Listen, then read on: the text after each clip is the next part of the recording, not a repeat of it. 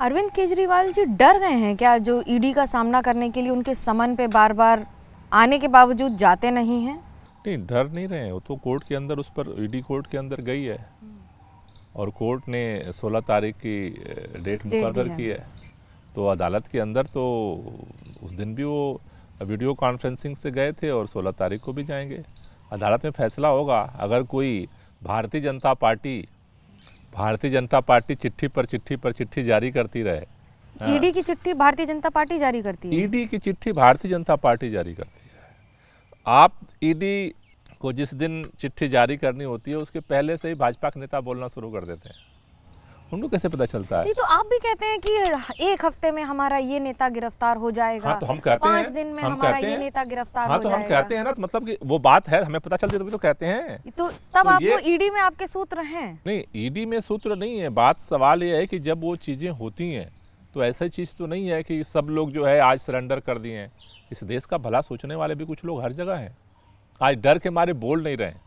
Media के अंदर भी अच्छे लोग हैं। बीजेपी के खिलाफ बोले वो अच्छा, बीजेपी के खिलाफ बोले वो अच्छा की बात नहीं है। बीजेपी में जो शामिल हो जाए वो अच्छा। अभी नया परिभाषा बन गई है। ईडी, सीबीआई, आपने देखा छगन भुजबल जी वाले केस में क्या हुआ। सीबीआई और ईडी ने जब वो बीजेपी ज्वाइन कर ली, बोले उनकी फाइल गायब हो गई। अभी आदर्श घोटाले में जो पानी पी करके भाजपा गाली देती थी, वो अशोक चौहान जी राज्यसभा के जो है वो अब तक तो भ्रष्टाचारी थे। अब तक ईडी, सीबीआई सारा कुछ चल रहा था, भ्रष्टाचार मुक्त भारत चल रहा था। जिस दिन बीजेपी में शामिल हो गए उस दिन वो महान हो गए। तो अभी जो आप साफ तौर पर देश में दिख रहा है कि भारतीय जनता पार्टी कानून का, एजेंसियों का, हर चीज का अपने सत्ता की भूख के लिए उपयोग कर रही है। मुझे लगता है वो ठीक नहीं है। बीजेपी कहती है कि आम आदमी पार्टी राम मंदिर का मुद्दे पे अगर साथ नहीं आ सकी तो हनुमान जी का जाप और हनुमान चालीसा बढ़िया पढ़ी है। जहाँ जाओ हनुमान जी को याद करो, कम से कम वो तो पार लगा ही देंगे। देखिए, ऐसा है कि भारतीय जनता पार्टी के लिए कोई भी मुद्दा सत्ता का मुद्दा है, सत्ता पाने की सीढ़ी है। हमारे लिए श्रद्धा का मुद्दा है। श्रद्धा के लिए कोई हनुमान जी की पूजा करता है भारत में, कोई शंकर जी की करता है, कोई गणेश जी की करता है, कोई शक्ति की पूजा करता है। सबके अपने अपनी श्रद्धा है। उस आत्मा तक जाने के लिए लोगों के बहुत सारे रास्ते हैं और अपने अपने श्रद्धा के अनुसार लोग काम कर रहे हैं। अच्छा, आप करें तो श्रद्धा और वो करें तो नाटक?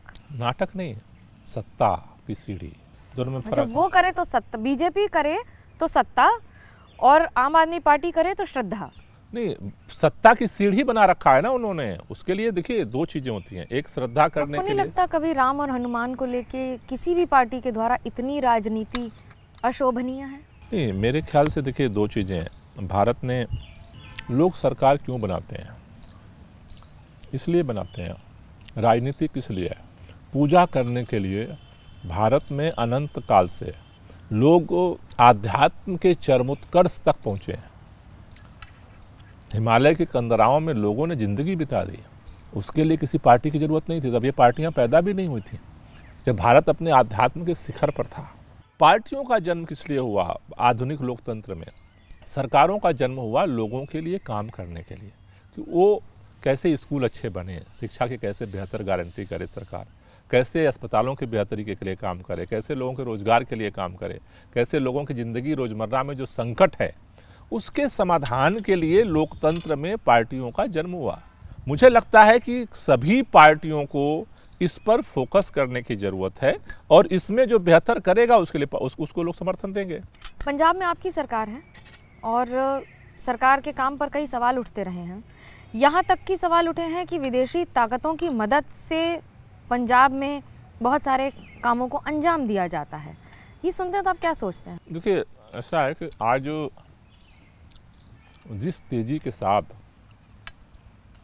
दिल्ली में तो हमने काम किया ही था, बिजली, पानी, स्कूल, अस्पताल, बहुत सारे। लेकिन हर आदमी कहता था कि दिल्ली तो छोटा राज्य है, यहाँ तो हो सकता है, पंजाब में नहीं हो सकता। आज पंजाब में लोगों को बिजली फ्री मिल रही है, लोगों के खेतों तक पानी पहुँच रहा है, वहाँ पे मोहल्ला क्लिनिक खुलने शुरू हो गए, वहाँ पे स्कूलों में बदलाव शुरू हो गया।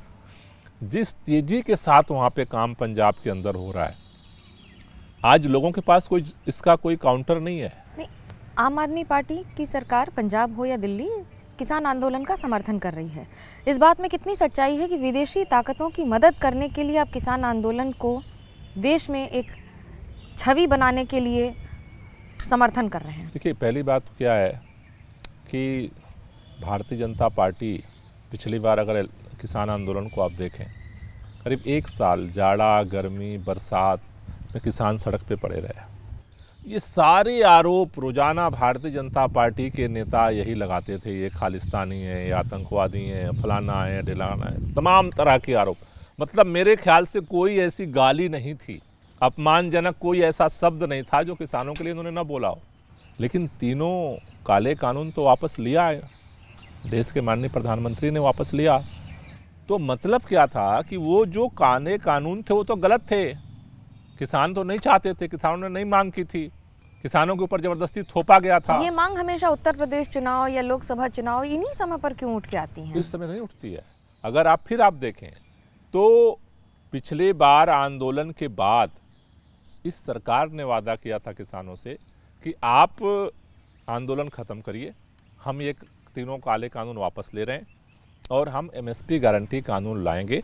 उसके लिए समय चाहिए हमें, उसके लिए हम कमेटी बना रहे हैं। कमेटी बनी, कमेटी बनने के बाद 2 साल गुजर गए।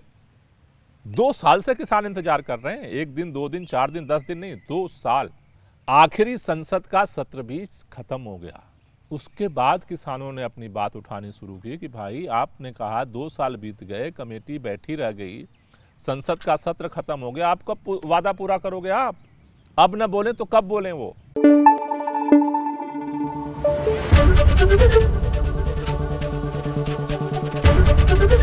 ABP न्यूज़ आपको रखे आगे।